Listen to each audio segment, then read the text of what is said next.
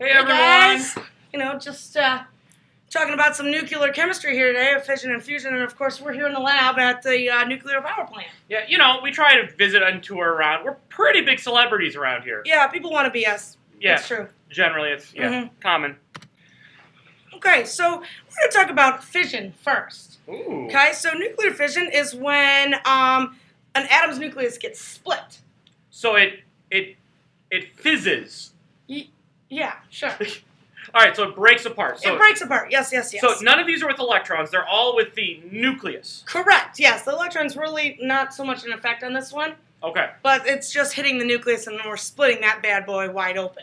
Gotcha. So, Okay. Usually by another neutron particle.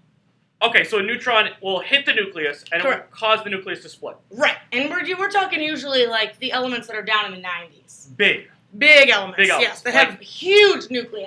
Oh, like uranium. Right, like exactly. Uranium in the video. Okay. Yes. So we're going with that guy. Okay, so here's kind of a little example of what happens. As you can see, the little blue neutron up in the left-hand corner over there is coming at the uranium nucleus. Okay, it gets a little extra energy. From the neutron. From the neutron, yep. Okay. And then kapooey, splits. Kapooey.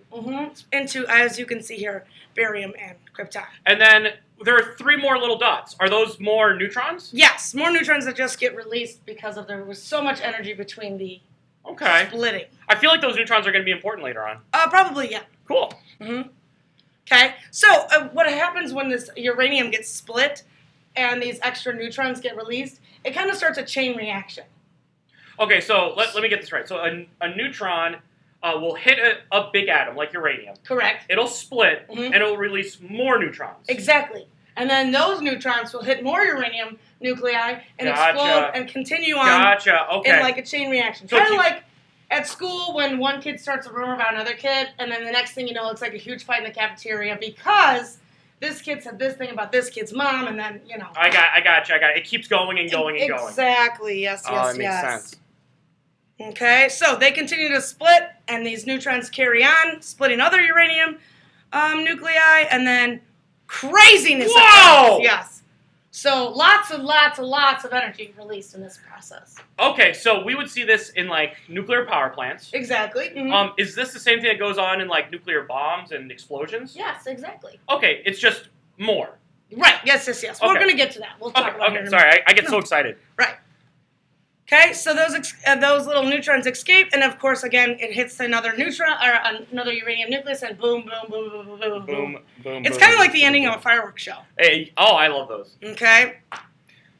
Sorry, there's a couple extra things in here. Chain reaction. Okay, so this is what's going on inside those nuclear power plants.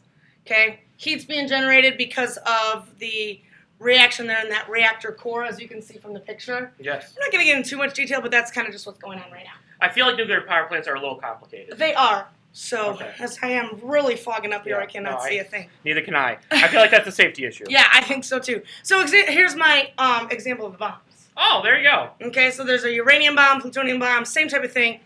Nuclei are spinning, chain reactions are occurring, and as you can see at the very end, kapoo!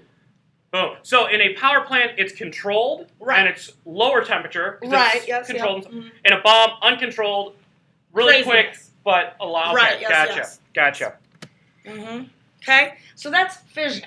Okay? That is breaking apart an atom. Right. Now we have fusion. Kind of like if you break your bone, they sometimes will have to fuse them together. Okay, so that's when nuclei are fusing. Exactly. Okay, so that's when they're combining. Now, we unfortunately can't do that here on Earth.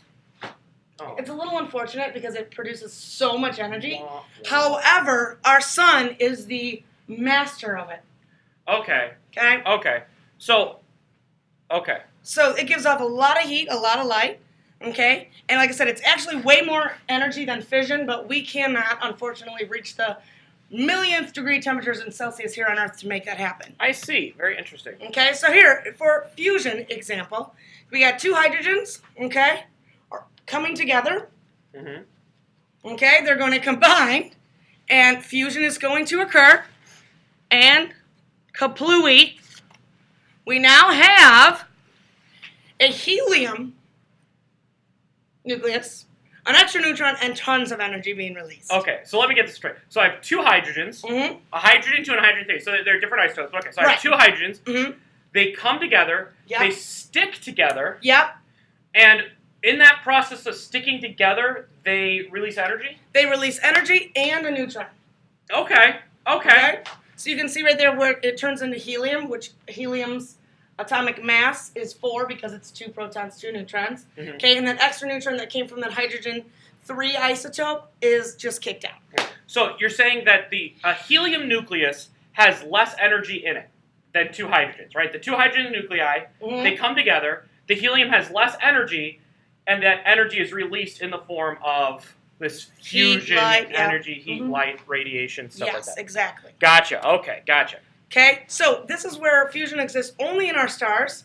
But like I said, you need temperatures over 1 million degrees Celsius. So unfortunately, we cannot make that happen here. Okay, so we need high temperatures for those hydrogens to hit each other together, and actually stick instead of bounce off, which is what they do on Earth. Right, yes, because we know that those high temperatures speed up the movement of molecules. Okay, and they have to go fast to hit. Right, exactly. Gotcha. Fast to hit and fast to stick. Okay, so here's just a little check. Okay, let's see how good you are. Oh, yes. So it says put a 1 or a 2. Fission versus fusion. Okay. Fission, breaking apart. Fusion, putting together. Okay. Yes. Okay. So a nucleus splits. That means it's breaking apart. What would that be? That would be fission, right? Fission is splitting apart. Yep. 1. And then large amounts of energy are released. Now, think about it. This could be 1 or 2. Exactly, because they both release a lot of energy. Yeah, more than a regular chemical reaction. Exactly. Okay? Small nuclei form a larger nuclei. Ooh, I'm going to have to say I have number 2. That would be a great guess, because 2 nuclei are going to come together, small ones, and stick, and of course it's going to make a bigger one. It's like when you put a lot of that big league chew in your mouth, it just gets bigger and bigger and bigger. Yes. Okay? Sure. And then hydrogen nuclei react. Do you remember which one was we were dealing with hydrogen nuclei? Well, hydrogen are small. Right. So it's going to have to be the one with the small nuclei in it. So that's, once again, going to have to be number 2. Exactly. Fusion. Okay? Fusion. And several neutrons are released. Ooh, boy. Because both of them release neutrons. Right? Okay, yes. but in number 1, there was that chain reaction going on. Exactly. And I remember seeing 3 little circles because they're like rumors, so I'm going to have to say fission. You are correct. I'm a beast. You are awesome. So I hope you managed to get those all correct. We got to get going because we got some nuclear things to do around here. We're very important people. Yes. All right. So see you later. Bye.